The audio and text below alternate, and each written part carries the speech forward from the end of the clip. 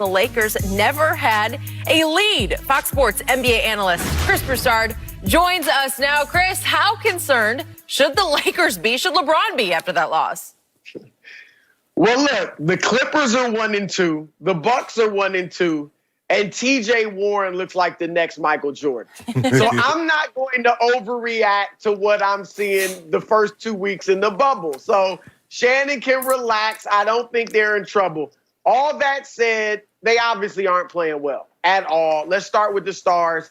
LeBron is not playing well, and not consistently. He's had his moments when he really picked it up. Him shooting 42%, which is what he's doing in the bubble, that's uncharacteristic because he's usually very efficient from the floor. But I think with LeBron, like, he's the least of my worries because I feel like at this stage of his career, LeBron really is like, how much is he into quote unquote meaningless games? Okay. They already have the #1 seed locked up. The MVP race is over. If he was hoping to get that and hoping these games would count, these don't count. So I think at this point, he's looking at the playoffs, and I think he'll be fine. I think it's similar to in Cleveland his last go round. Remember, they never had the great regular seasons you would expect them to have, but come playoff time, LeBron's a different player. So I think he'll be fine. Anthony Davis on this roller coaster ride is strange. How often do you see a top 5, 6 player in the league go single digits in scoring? It's just odd. That's a bit of a concern. But mostly, guys, it's the supporting cast and their inability to hit open shots. You saw Markieff Morris. I mean, nobody was within 15 feet of him on that highlight we showed, and he missed the three. They're shooting 25% from three in the bubble. That's worst in the league. They're shooting 39% overall in the bubble. Worst in the league. They're averaging 90-something points. They're the only team in the bubble averaging fewer than 100 points a game. So their shooting is a problem. KCP, Danny Green, both under 25%. Alex Caruso, he looks okay defensively. He's shooting 11% from three. So these guys have got to hit open shots. The one guy that's actually playing consistently well is Kyle Kuzma. Maybe that's a good sign, but outside of him, these other guys are just missing shots. Man, you just told me that I ain't got nothing to worry about, and you just laid out all those problems. But I got a lot to worry about. I think they start hitting them. I think they'll start hitting them. Well, I hope they start. Shoot 11%. Caruso, come on. I think the biggest thing for me was concerning is that the inconsistency in what I'm seeing with Anthony Davis. How you have a 34, a 14, a 42, and a 9. I mean, against OKC, they ain't got nobody that can stop you. LeBron is not being consistent. I agree with you, but they can't hit shots. I don't know what it is. I mean, maybe somebody put a lid on the basket. Maybe they need to go see Miss Rudolph and about that monkey. But something ain't right. I mean, how you go 5 of 37? 5 of 37, and a lot of these. Man, they're not even close. They hitting on the corner three, Chris. They hitting the sides of the backboard. They hitting the back of the rim. I'm like, is that what you're aiming at? Because how you hit the side of the backboard, how you hit the back of the rim, and you in the corner of the three. Man, I was like, it ain't looking good. See, and plus, the thing is, you give that team that's going to be the AC, they be like, man, they can be had. Oh, they can get got. And you looks like it's going to be Portland because Memphis has stepped off a cliff. I don't see Memphis winning another game. Jared Jackson, their second best player, is hurt. So they look like they're about to go over in the bubble. And it looked like it might come down between San Antonio and Portland. But Portland got firepower. Those two guards can be dynamic. Nurkic. So Lakers need to pick it up. The Lakers need to pay. No ifs, ands, and buts about it. They need to play. They know they haven't played well.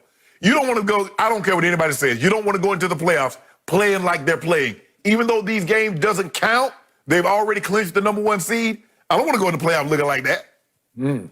Shannon, you just left out the New Orleans Pelicans. Y'all ain't doing nothing. You left them out. They ain't doing nothing. I hope we get there. You're going to regret leaving them out. And we'll start seeing that in just a couple of hours here because they're playing at 10:30 Pacific time, right? Yeah. 10:30, 1:30 1:30 Eastern time. Chris Broussard, I tried to explain to my man Shannon Sharp earlier in the show that missing three-point shots is nothing really that new. Now, they haven't been shooting 25% from three during the regular season, but they have ranked all the way down at 23rd in the NBA in three-point shooting for the whole regular season. They're a poor three-point shooting team to start with, and they're an even worse free throw shooting team because they rank 28th. If you take all the regular season stats, pre-pandemic, post, and then into the bubble, they rank 28th in free throw shooting, 23rd overall in three-point shooting. They're a poor shooting team, period. They can negate that because they have been, overall, the third best defensive efficiency team in the league. That's extraordinary. My hat's off, everything. I give you props for that. And that is led and inspired by LeBron James. Oh, you see him on D. Okay, all right. He has shown me that. Didn't really show me that much last night because that team just decided not to play last night. Yeah, they shouldn't even took the floor. And it wasn't that they got shot out of the gym by the Thunder. The Thunder shot 5 for 24 from three, so they only made 5 and shot 20.8%. But your team shot 5 of 37, so it's 5 to 5. But still, you never led in this game because your co-star did not care about playing last night. And I remind everybody that the Anthony Davis, who took 14 shots in the first quarter against Utah and came out on a mission to say, watch this against Utah. The Lakers psychologically own Utah. But last night, he took 9 total shots. Is that right? No, 11 total shots. And I can't remember any of them because they were all uninspired and forgettable. So, Chris, we did a story a couple days ago, reported from the bubble, that LeBron and Anthony Davis have decided to say no to shoot-arounds. The tradition, the historic tradition of game day morning shoot-arounds, no, we're not getting out of bed, especially in the bubble. Chris, as you know, the bubble ride to the arena, it's actually a walk. It's a 5-minute, 3-minute, 2-minute bus ride to these arenas. So it's not that hard to go get up some shots on game day morning. And I would suggest it's time for LeBron and AD to get their golden tails out of bed and get to the shoot around. If nothing else, just to change your luck, change your mindset, and feel a little better that you did. LeBron said after the game, we're going to put in the work. Well, you haven't been putting in any work in shoot-arounds because you're not going anymore. So I would suggest you better start doing something to defeat the contagious, just pathetic three-point shooting because it's rubbing off on everybody. It always goes from bad to worse. AD said after the game, oh, one of these nights we'll hit 25 or 30, or I'm sorry, 20 or 25. But still, maybe they will one of these nights. But in general, you're a poor three-point shooting team, and you lost Avery Bradley, who's one of your more clutch, dependable three-point shooters and obviously defensive aces. So you better try to figure out how to break the contagion down in the bubble, so to speak. Yeah, the interesting thing with them, if you look at their roster, they've got guys that get streaky from three-point land, right? But none of them are really great. Danny Green can get hot. We know that. We've seen that in the finals in the past.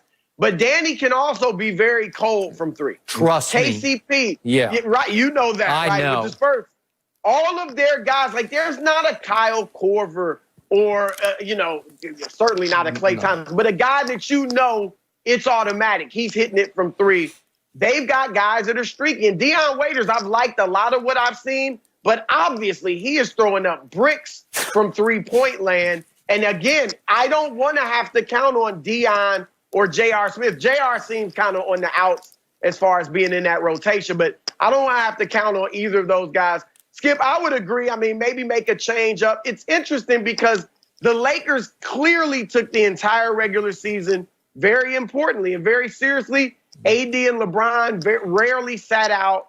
And now they seem to be taking a different approach where, we just want to be ready for the playoffs. We've clinched the 1 seed and things like that. They may need to backtrack and just play hard these last, 4 games and then go into the playoffs rolling. But that's my only point. That's my only point. The shots go in, they don't go in. Okay, I can live with that. But that effort that they put forth last night, nah, y'all got to miss me with that one. I can't deal with that. That's the problem that I got, Chris. I understand that this is a make or miss league, and guys get hot, and like you said, they don't have a Klay Thompson that you can just basically say, man, he get that wide open, that's gonna be automatic. They got streaky shooters. They got guys that can go 5, 6, 7, hit 5, 6, 7 in a game. And then the next game, the next 2 games, they might not go make 5 combined. We get that. But that effort, nobody gave a damn last night about that game. And that's concerning to me. So, Chris. It'll be interesting. Yeah, go ahead. Yeah. Do you think they will give a you-know-what about tonight, 9 o'clock Eastern, versus those scrappy Houston Rockets? I was just about to bring that up. That's a great question because you can look at it several ways. Are they upset?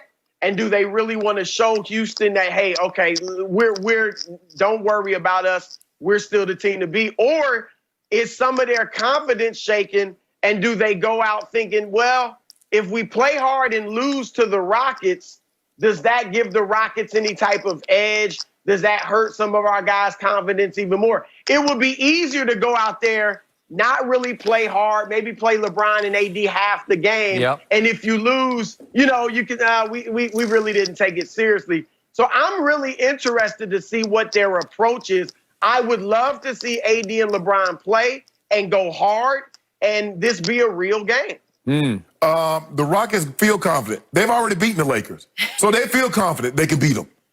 Yeah, that's a good point. Good point. It'll be interesting to see how they play. Wait a second. Okay. Is it possible? I think Shannon's about to pick the Clippers with me and Skip. Well, maybe. Is it possible that tonight LeBron and AD only play a half back-to-back because we're getting near the playoffs? So maybe that 1.5. Maybe I should take that 1.5. I think you should. Huh? It's more fun. No. You ain't get no 1.5 if they say only play a half. Well, I don't know. That would be the gamble on this, right? No. Maybe I'll take it. Nope.